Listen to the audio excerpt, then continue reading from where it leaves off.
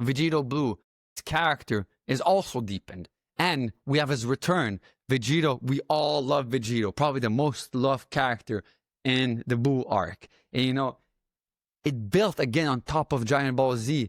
The Potara was clarified finally. We were like, what? It doesn't matter. Goku doesn't need to become this strong. Vegeta doesn't need to become this strong because we just have the Potara earrings. And then Vegito came and he transformed to Super Saiyan Blue, thinking he was this unstoppable guy because he was actually the strongest character in the show, except, of course, Zeno and the Angels. And I'm going to say, power for power, he's actually stronger than Whis. If Whis didn't have Hakai, I believe that Vegito Blue could defeat him. That's for another video, guys. But however, we have a clarification that Potara has a weakness, and it's the time limit and the strength limit. Building off Dragon Ball Z and actually answering some questions that we had in Dragon Ball Z. And we have the return of Gogeta, who's finally made canon when we see him become the strongest. And we are aware of his time limitations, but his character becomes deep, and he doesn't fuck around. Gogeta becomes blue and almost destroys Broly, but defeats Broly. So, in Dragon Ball Super, we have this continuation and the official canon of Gogeta, something we didn't have in Dragon Ball Z. Next on the line, it just makes sense. Broly. In Dragon Ball Super, Broly is finally made canon, something that wasn't in Dragon Ball Z. Again, we're just building off Dragon Ball Z. Super's right there with the legend. He has monstrous power. However, he's reimagined. He actually has a human side to him. And we empathize with his backstory because of his dad. And he becomes very, very strong to the point that he's stronger than Goku Blue. And they actually need to fuse to try to defeat Broly, which makes it even more sick and even more crazy. Something that gives us actually a longer storyline for Dragon Ball Super.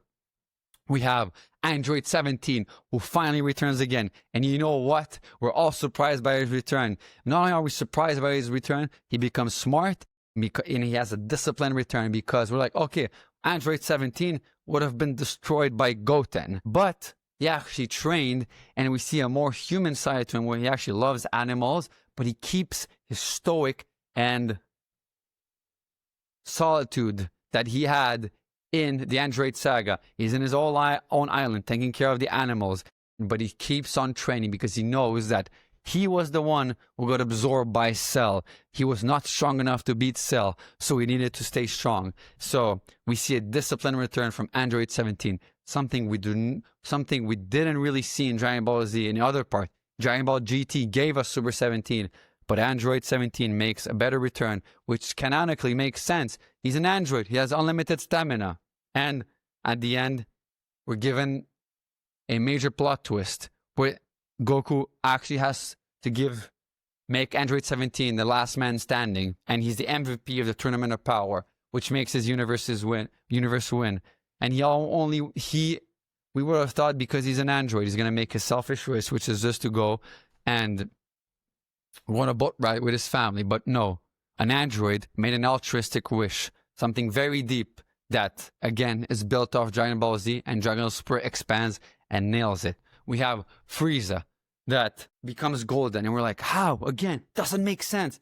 But it all makes sense because they are able to explain it away in Dragon Ball Super. Frieza was talented, just as the monkey Goku. And for the first time, he started to train, and it made sense that why he becomes this strong. But then, not only does he lose to Super Saiyan Blue, not only Vegeta is supposed to want to beat him, he teams up with him. They team up with Goku and Vegeta and Gohan and Krillin. Can you imagine? Dragon Ball Super gave us so many mind-blowing moments that Dragon Ball Z gave us, but the one that Dragon Ball Super gave us were as a thanks to Dragon Ball Z, because without Dragon Ball Z, Dragon Ball Super wouldn't be there. But because of Dragon Ball Super's lore and explanation, we just have a deeper and more expanded Dragon Ball universe. This is why Dragon Ball Super is super underrated, no pun intended, and probably even better than Dragon Ball Z. We have, of course, the contributions of Roshi and Krillin finally, they're just not useless baldies. They bring in not raw power because we knew they wouldn't have that power. They become experienced. And Krillin actually manages to beat Goku for the first time since Dragon Ball. We see that Krillin defeats, I think it's Super Saiyan 2 or Super Saiyan Goku via experience and intelligence thanks to Android 18. And Vegeta, my favorite character, finally grows. Family first. I made so many videos on him. Go check it out. But shortly, his pride is redefined. He keeps his pride, but he has a different kind of pride. Pride for his family. Pride for the promise he made to Kaba. He actually slaps Kaba around and telling, "You're a Saiyan. Wake up. Wake up, you're a Saiyan, man. What are you doing? And I will win this for you."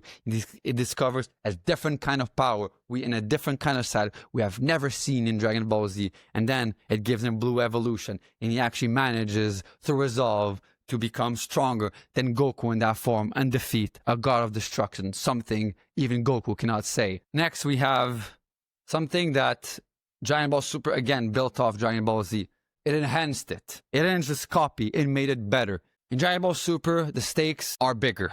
There's a lore upgrade and there's actually universe building, which, like I explained before, just makes the universe of Dragon Ball way deeper and larger. Something we can branch off and make so many different stories thanks to Dragon Ball Super. Dragon Ball Super introduces the multiverse.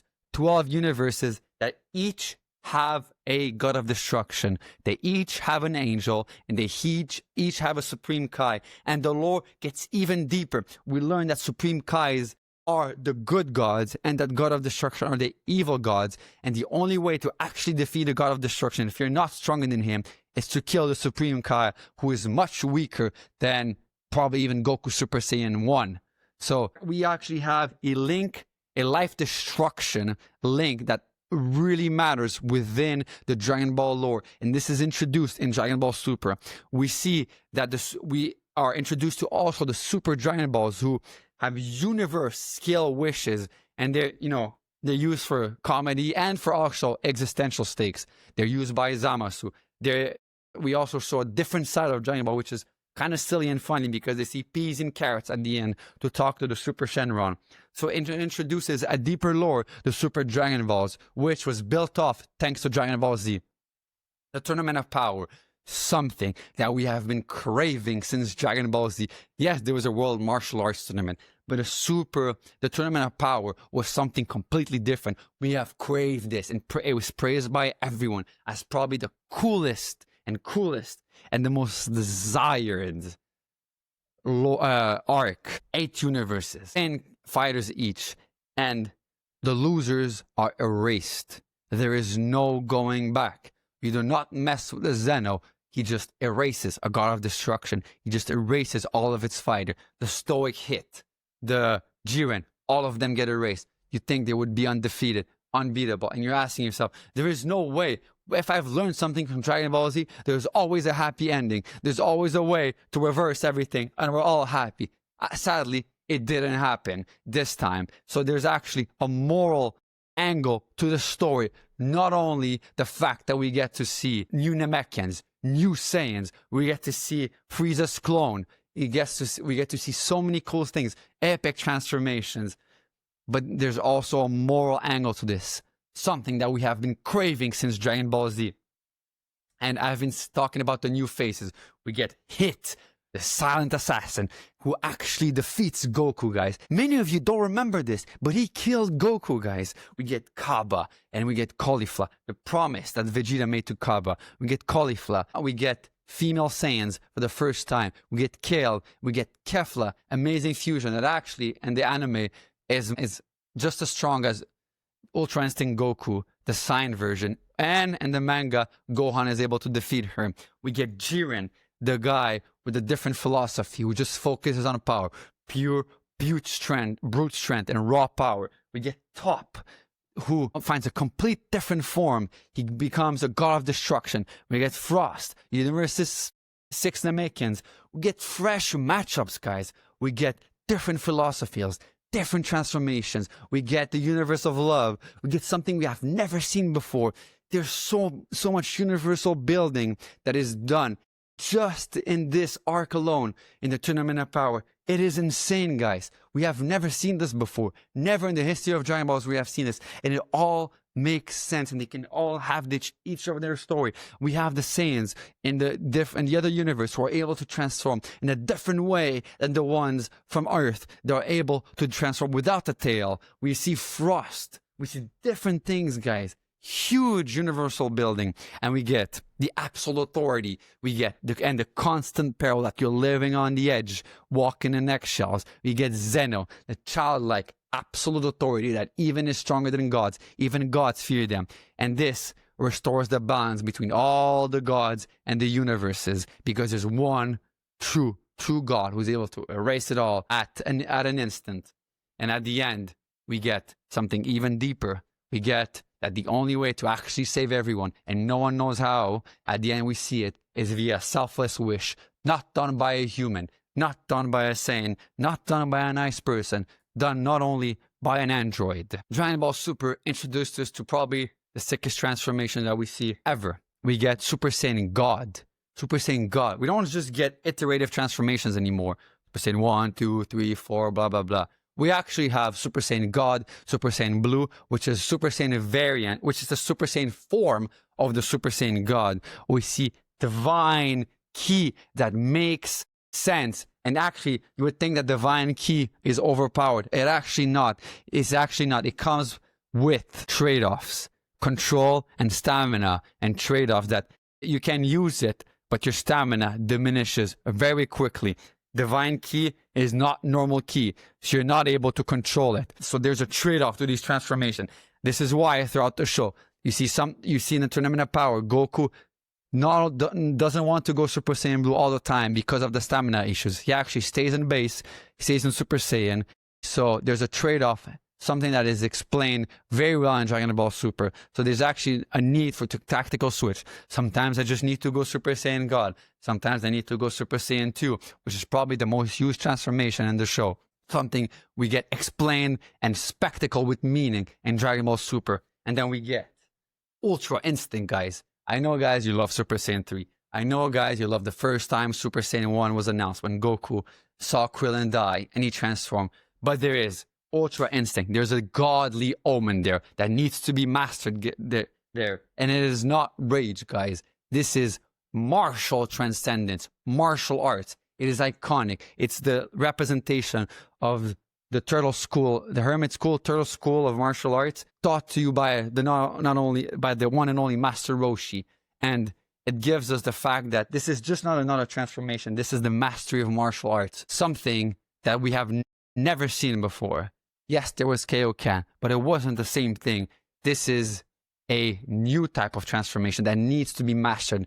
It needs to be acquired, and then it takes a lifetime to be mastered. And it is explained to us that this mastery only comes through the gods, because even the gods are not able to master this. The only ones are the angels who have mastered Ultra Instinct, who live in a constant state of mastery of all their Ultra Instinct powers. Something that is very well explained, and something that Super develops really well. We get to see Beast after. We get to see Ultra Ego. Amazing stuff. All of them with canon explanations that follow the arc and the personality of the character. And then at the end, this brings us to the biggest climax we have seen in the history of the Dragon Ball arc. Something that even made people in Mexico sit outside so they can watch this. One of the biggest events there. It was Goku versus Jiren. A huge climax.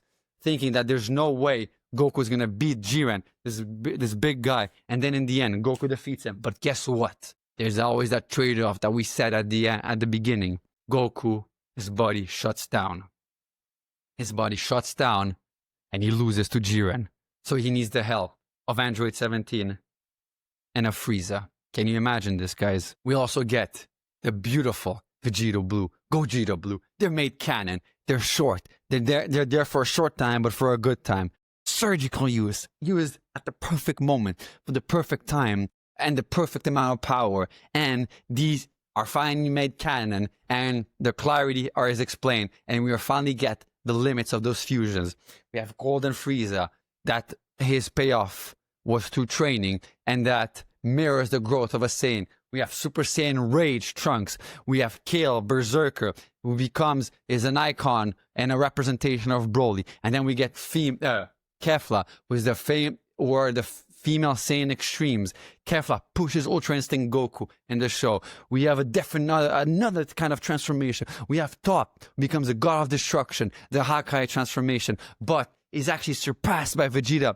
Blue Evolution, a different kind of transformation, who is the only character who actually defeats a god of destruction. And all of these are much cooler than what happens in Dragon Ball Z, because these moments are tied to an emotional trigger: protection, pride, resolve, and the need to not die. There's no way to get out this time. There's no Dragon Balls. And these are not just color swaps. Everything comes with a meaning, and they're tied to the character. They're so well explained. This is why the transformations are so unique. It is spectacle with meaning, guys. I talked about it before, but all of these plot holes that are brought as criticism to Dragon Ball Super are all very easily explained. The time travel, these are branches, they're not rewinds, and it's explicitly stated by Whis that when Trunks' timeline is fixed by Whis, this is because Zeno came and destroyed Zamasu, so Whis has to give a timeline and has to fix the whole thing by giving Trunks a new branch of history. And this is explicitly stated because the time ring can only be bent. The time ring rules can only be enforced by the angels. It's like first in authority compared to gods of destruction, but not really at the same time. But they are the only one who can control time. We can see it with Golden Frieza. Ping, ping, and Whis comes back 3 seconds before. So everything makes sense to why Trunks gets a new timeline. The power scaling. Frieza's leap is explained. He's a mutant prodigy. We know this. And he's training for the first time. No wonder he's going to be so hard. And he gets a golden transformation. Android 17, it's in the name. He has infinite energy, guys. Years of training and tactics. He learned from Cell. He has infinite stamina. And he trained for years. Something that no android has ever done as well. Just like Frieza, first time training. And then we have Trunks hurting Zamasu. This is very easily explained. He fused with a mortal, so his fusion is unstable. And he was able to do, just like he does in Dragon Ball Z, a spirit bomb-like logic with his sword and destroys half of Zamasu's body, fuse Zamasu's body. We see that the fusion has its limits. And we're supposed to think that Potara is forever. No. Everything is explained. Potara, time is bound only for mortals because it prevents an easy mode, because if you become too strong, the Potara become too easy. So there's actually a canon explanation. Potara fusion are not just a band-aid for everything. It is actually explained via the Supreme Kais. So we see that in Super there's limits. There's no Dragon Balls in the future. What happens in Trunks' timeline stays forever. Tournament of Power, we see that the Dragon Ball have limits. During the Tournament of Power, there are no wishes to be done. You cannot just revive a universe. You cannot do anything mid-arc. And we see that Trunks' timeline has a limit. We see that whatever happens in Trunks' timeline, it's there forever. There's real consequences. Something we do not see in Dragon Ball Z, guys. And the tone in Dragon Ball Super is different. It's deep, it's moral, it's ambiguous. You get to see more things. It makes you think. The animation is improved massively. And we see that the characters build character. You get so many different lessons in Dragon Ball Super. And the arcs go hard, guys. So I know in the beginning and still to this day that the reception of Dragon Ball Z is not as great as the one at Super, but that doesn't reflect the quality of the content, because I'm telling you guys, if you keep everything in mind when you do a rewatch of Dragon Ball Super, just listen to these points, and I promise you guys that you will come to the same conclusion. Guys, talking about the Tournament of Power, the design is just insane, guys. It's an insane design. We even get to see gods before the Tournament of Power on the stage, before the Battle Royale chaos, fighting against each other. We see that there is actually strategy this time, and Gohan is the captain, and we see that there's teamwork at the end. Goku and Frieza and 17, all people that wanted Goku dead, all of them wanted Goku dead, but they ended up working together. And at the end, everything is paid off because there's an Ultra Instinct breakthrough. And it's a global hype moment, guys. Ultra Instinct becomes global. It is not Super Saiyan. It is a different kind of transformation. The mastery of martial arts, something that only Goku as the Saiyan is able to master this. And only via the angels is this transformation explained. We have a theme of strength versus virtue. We have Android 17, who becomes selfless and restores all, which brings a hopeful dynamic to the core of Dragon Ball Z, something only seen in one arc, which is the most sick arc that goes super hard. It's global, it's modern. The whole world watched Goku go Ultra Instinct and beat the brakes out of Jiren, and at the end, he still managed to lose because everything is explained canonically. There are trade-offs to this transformation. And guys, I cannot state it any more than I have stated again. Broly is made canon. Finally, Broly. And it expands on the planet Vegeta, on the Saiyan history. We empathize with him. Gogeta is canon as well. He becomes blue, and we see that at the end, Broly's friend, I forgot the girl's name, but spares his life is spared via a wish from her. So we have a future story that is built off the movie. It's not just a side movie. It brings us a different movie, a different story that is not seen in Dragon Ball Z. They're all usually side story. This is a canon story thanks to the beautiful creativity of Dragon Ball Super. And this balances the nostalgia with the new lore. We all wanted Broly to be back. And we got him, and he actually made canon. And it is actually explained via Frieza, Paragus, and the fact that the little girl saves Broly at the end, brings us to a new planet where he can train with Goku, Vegeta, Whis, and Beerus.